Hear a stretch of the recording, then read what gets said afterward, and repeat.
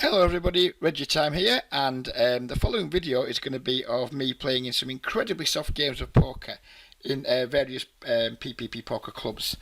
I work as an affiliate with an incredibly well-connected, long-standing agent, and the reason for my doing that is A, to have a profitable affiliate business for myself, but B, and this bit is important because if I don't do this, my business doesn't work, is to help you guys get into the very best games that can be found in all of the app clubs, whether it's PPP Poker, UPoker, Poker Bros, etc. All these clubs are unregulated, so they do carry a greater degree of risk, but this is more than mitigated by the ridiculous game quality that can be found very easily in these clubs if you just take even the slightest bit of time to game select properly.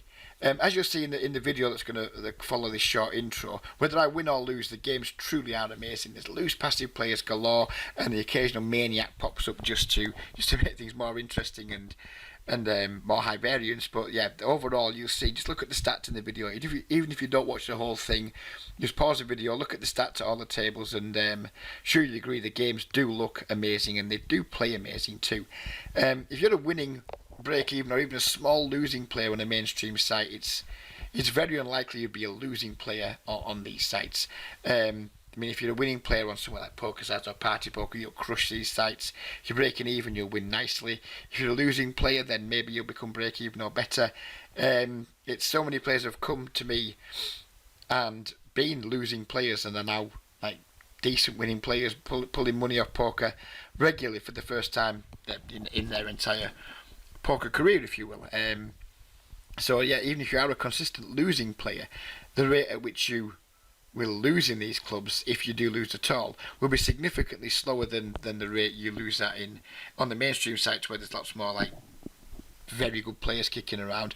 And therefore that'll like give you more game time per dollar spent than you would get playing on, say, 25 Zoom or something, where you could put $50 on, lose it in half an hour. You put $50 on one of these clubs, and it's very likely you could stretch it out for a long time, and probably even spin it up a decent number with like a decent frequency. So yeah, after watching the video, why not just take a couple of minutes to get in touch with me? All my contact methods are like listed beneath the video, and just give yourself a chance to take a look at the games, put yourself in a position to maybe become a winning player or slightly less of a losing player, and just enjoy your poker experience a lot more. I do hope you enjoyed the video, and yeah, you know how to get in touch with me if you, after watching the video, you would like to talk to me some more about getting involved in these games. Enjoy the video, everybody. So here we are again with the session following up from the previous video. So it's literally, I think you missed about 2 hands between the end of the last video and the start of this one. If you didn't watch the last video and want to see how we built these stacks up, then I would recommend you go back and watch the previous video before watching this one, so you get like the full story of the session. We now have action on our off camera table, so if one of our tables does go sour now, we have another table we can pull up, which is going to be useful. I'm not expecting any of these tables to go sour, but you never know. It can definitely happen.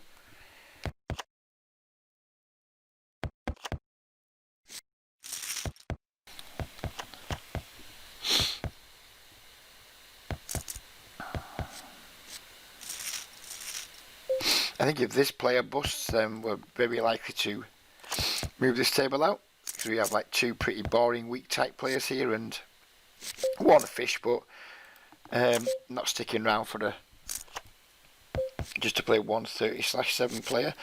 These typically aren't I'm hoping to make these my new regular stakes, but regular viewers of the channel will realise that I'm not normally a 100 player. This is a 100 table, Aussie dollars, 100 Aussie dollars, 100 US dollars, although it's in Filipino peso, hence the absurd stack sizes.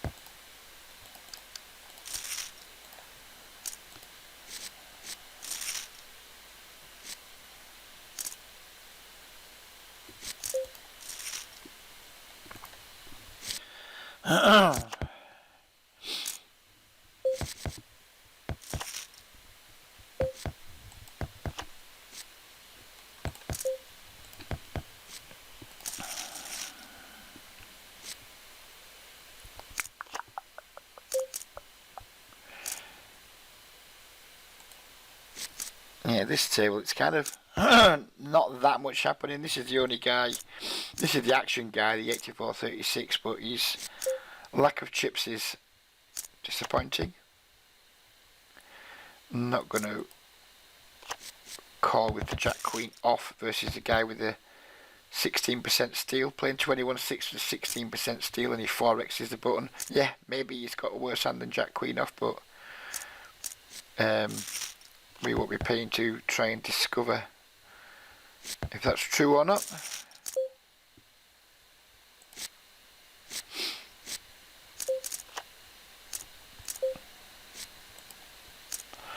That's nice. We have another weak player sitting. Hopefully he tops his stack up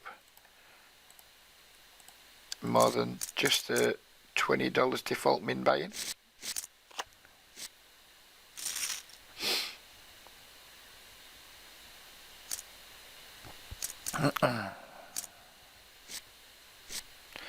Doesn't look like he's going to.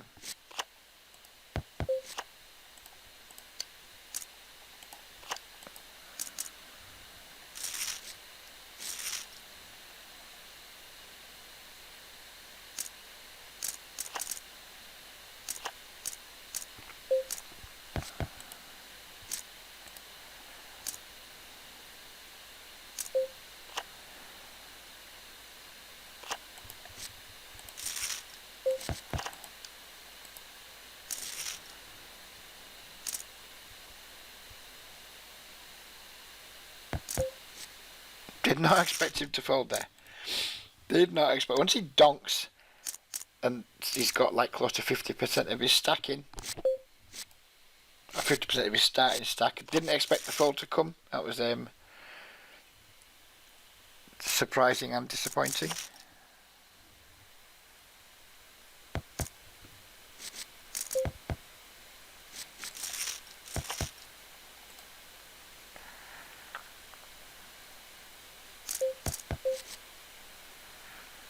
Cowboys. We have the Cowboys in the Philippines. We don't deserve any action at this table, to be fair, because we've been such a fucking boring nit. We don't deserve the action, but we're going to hope to get it anyway.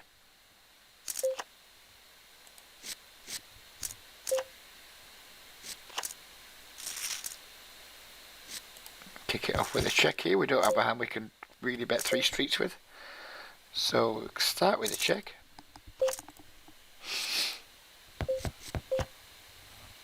And that river is going to prevent me from value betting, unfortunately. But we win anyway. And now we have someone who's got a 75/21 stats coming in with the straddling, which we love to see. We don't love to see getting the huge 4-bet behind from a weak type player, so, or not weak type, but like loose passive player, should we say.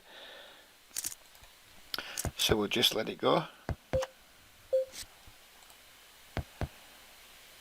This table is taking on a dodgier and dodgier quality with, you don't want two, I mean, we'd love to see the V-pips, but you don't want two players to have like less than 20 blinds between them, taking up 2 seats. It just doesn't make for a good table. What we'd love to see is these guys doing some doubling and then doubling again versus this guy, maybe this guy too, but then he'd leave him short.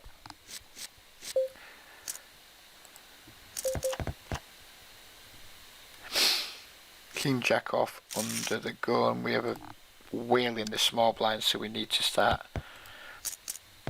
opening wider for more positions while this guy's at the table. Wow, this guy's gone for the 3-bet again. What a monster. You are a monster, sir.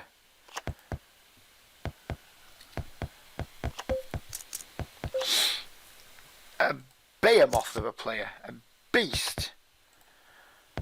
A brute. Or maybe you just had it twice, which I think is way more likely given the very next hand you limp under the gun. I'm going to call the $1 bet here with our pure bluff catcher, and we do not win.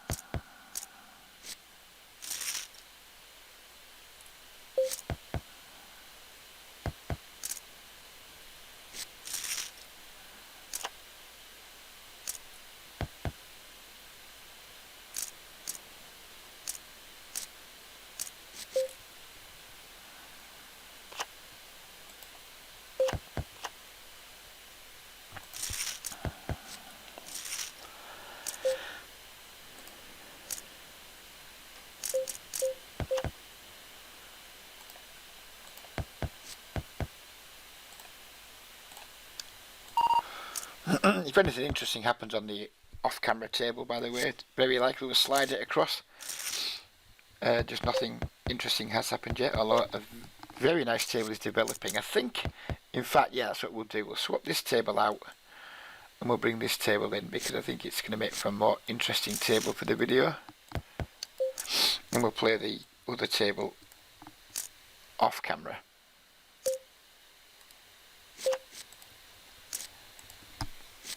Makes sense to me. This is another Filipino peso game, 100-0.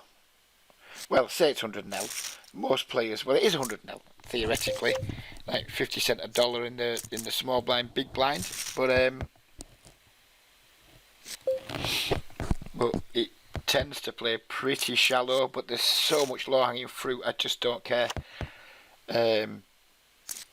No, very similar with this table. It's pretty shallow stacked, but there's still some, like, I mean, how much money is at the table there? That's $20, $80, $80. So there's still like $180 of, sorry. Let me try that again. Yeah. Oh, sorry, yeah. Still like $200 of dead money at this table to go for. At this table now there's 20, 45, 80 so dollars dead money to go for.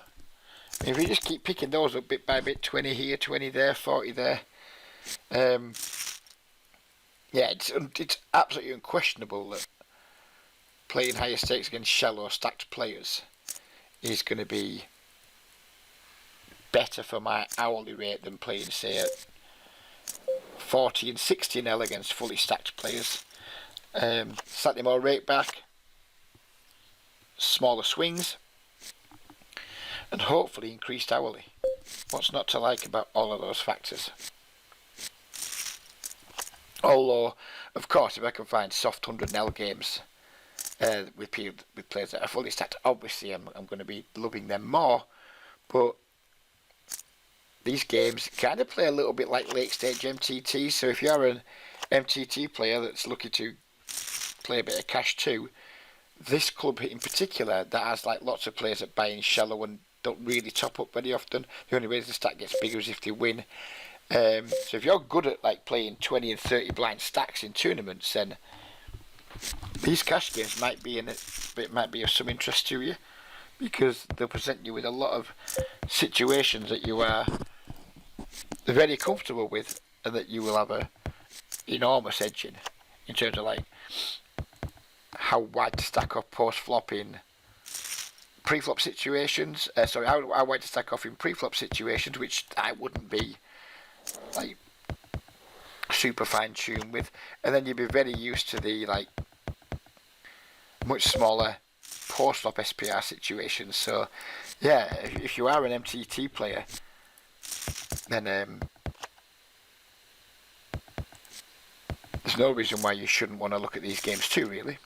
I understand some MTT players aren't that fond of playing like deep stack cash games because it's just not what they've kind of trained themselves in.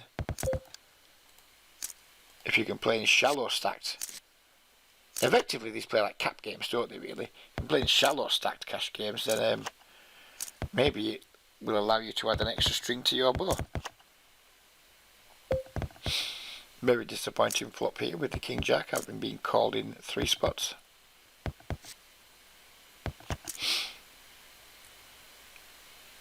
The off-camera table isn't improving much. 2 short stack guys still just have the 2 shitty short stacks.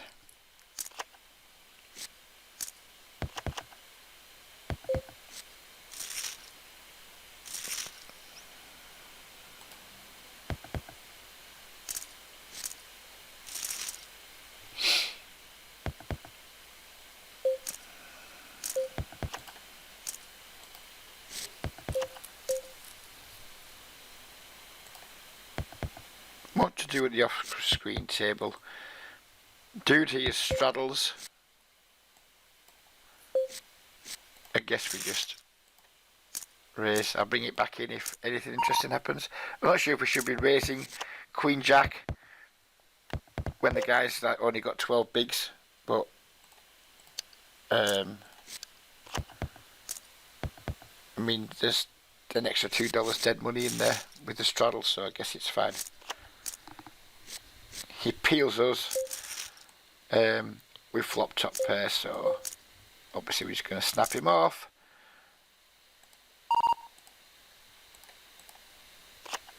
Is he going to get there? That is the only question that remains to be answered, and the answer is no, he's not. So good stuff.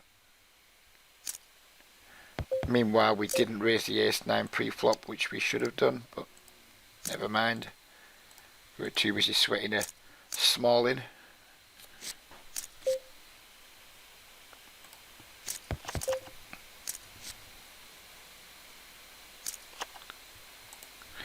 And that way we just stacked at the other table has been instantly replaced by another 70v pip whale, so that's pleasant.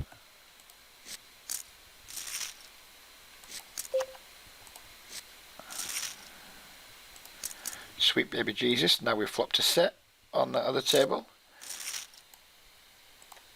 Action everywhere. Sorry it's a bit messy, guys, but I think it's worth doing. Obviously quit in, we got it in against a shitty short stack again, and we make quads. Woohoo! We don't get a fucking penny for it, but we make quads. Well, we win the pot, of course, but we don't get an extra bonus for the quads. But we are just spending a rather pleasant morning relieving absolute whales of money in a zero pressure environment. It's remarkably pleasant.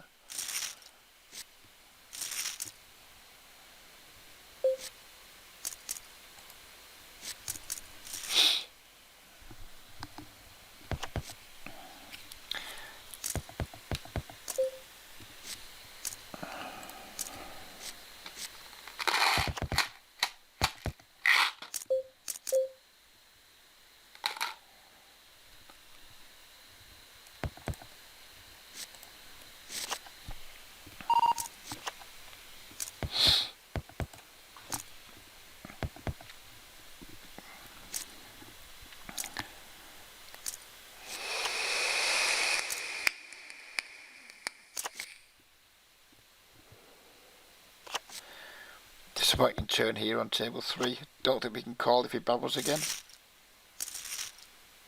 He looks like a pretty passive player, and they don't make too many aggressive mistakes. And I think like second pair, mediocre kicker. That should have been an ISO. Red G. Never mind. Yeah, second pair, mediocre kicker. We don't really pay him passive players off with those types of holdings. If he's bluffing us there, then good for him. I can live with it.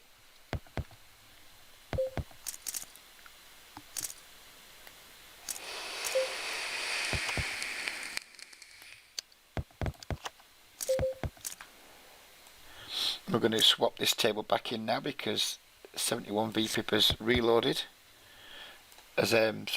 Topped his stack up to 90 odd. And this player here with the 61 VPip is now at the table too, so it's going to be a more interesting table than the one we swapped in earlier.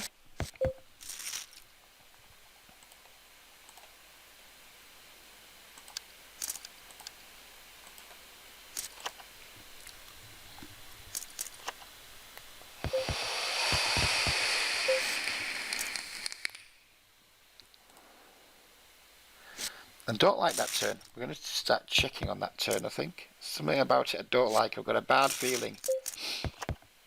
About that turn. And now it allows us to not get bluffed off our hand. I guess we just check again here. Given that the obvious flop draws have all come in now. Wow, it's gone bet, call. So we're getting like nearly 4-1 on our money. But like every conceivable draw from the flop has come in. We're going to make a tight fold here, and if we're getting bluffed, then so be it. And we're not getting bluffed. So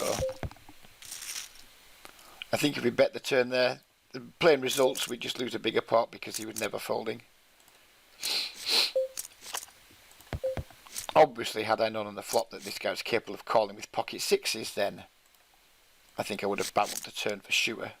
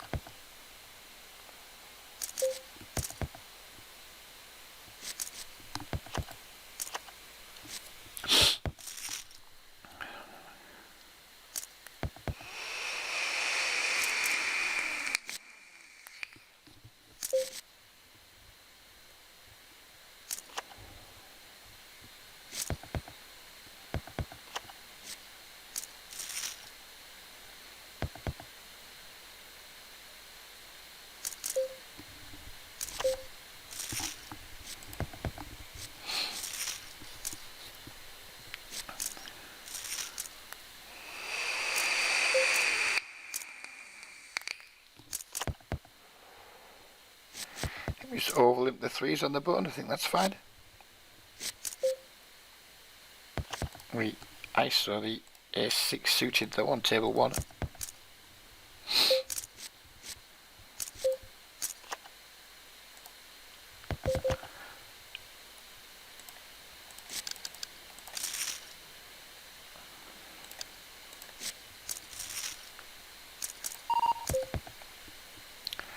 We face the check raise and we have the easiest of easy folds. It shows me the 4 of spades. Happy days. Happy days, sir.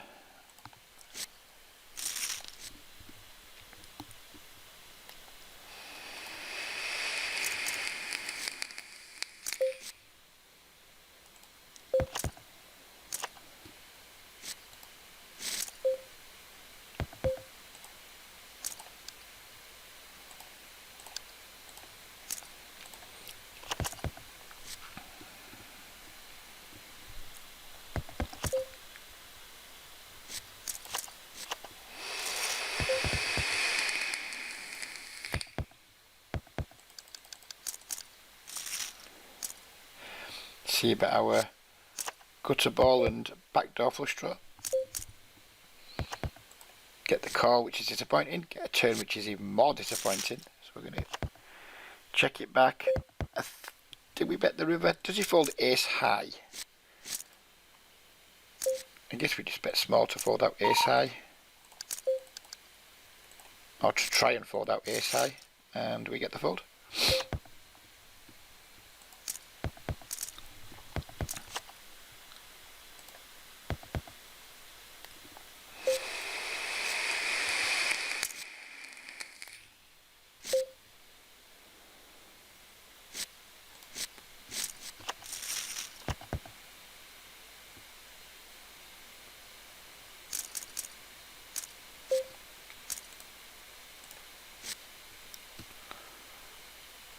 Oh, our friend's drawing virtually dead. Queen ball, please. Queen ball. No, no queen ball.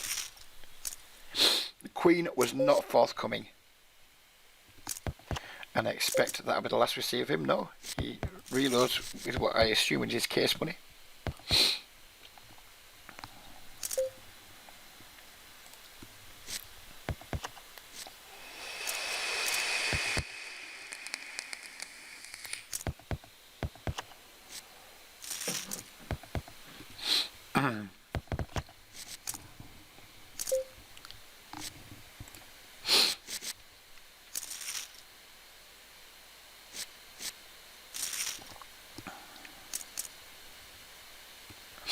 I want to go all in. Is that what you just said? Right. I guess he's just using the default chat stuff. And I didn't see that Tassie had said nice calling, Richie. I'm hoping that wasn't salt from the hand in the previous video. I'm hoping it was a civil remark. I'm presuming it was. It's a nice guy.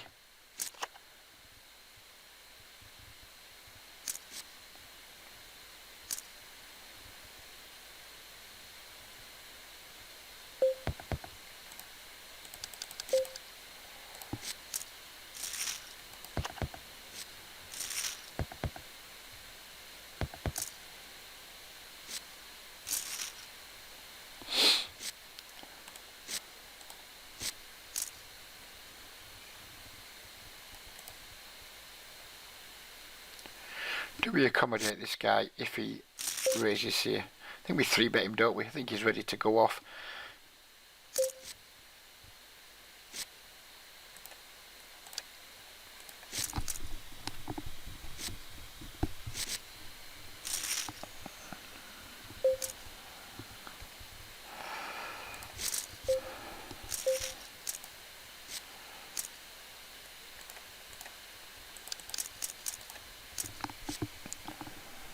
Tassie's possibly going to isolate him wide here, but he doesn't. I'm just going to complete. We're not going to see bet the king queen here with this very short stack player in the pot on a board where I don't expect people with these types of VPIPs to be folding too often.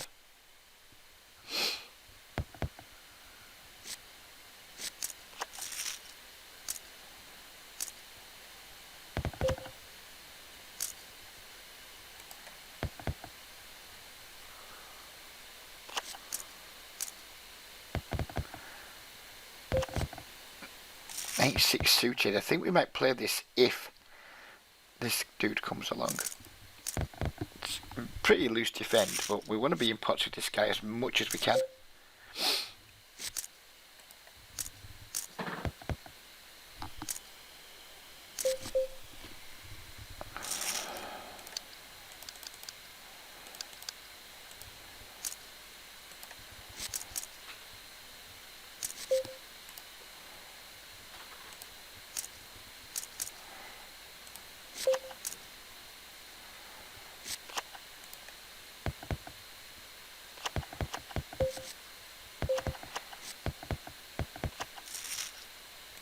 I think we value a bit here.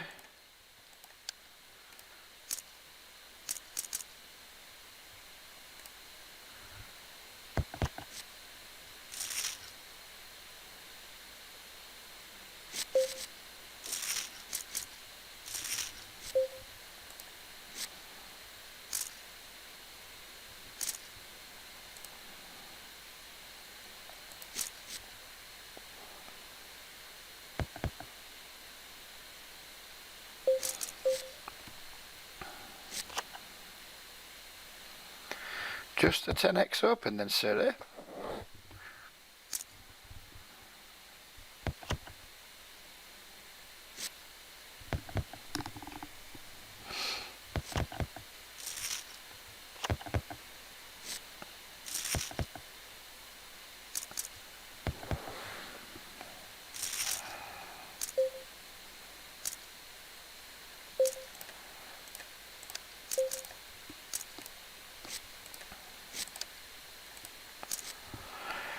I guess when we finish playing our 8-9 suited, we'll wrap the video up.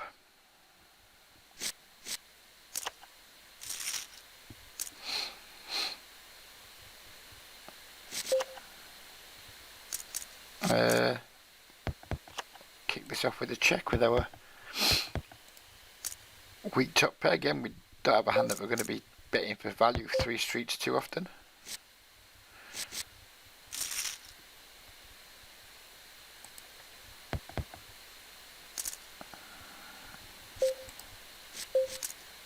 Don't think we can fold to 1 bet here on the turn if he bets, given how weak we look.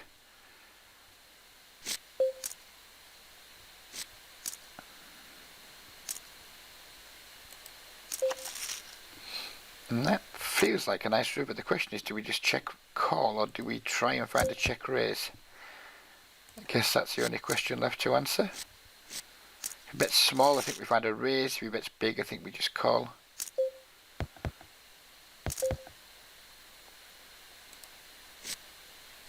We raise fold here, don't we?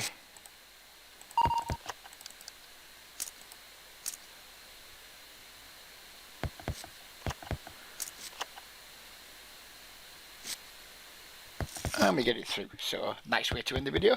So thanks for watching, everybody. Gonna be one more video after this one from this session, so stay tuned for the next video. Take care, everybody. Stay safe. Look after yourselves, and bye bye for now.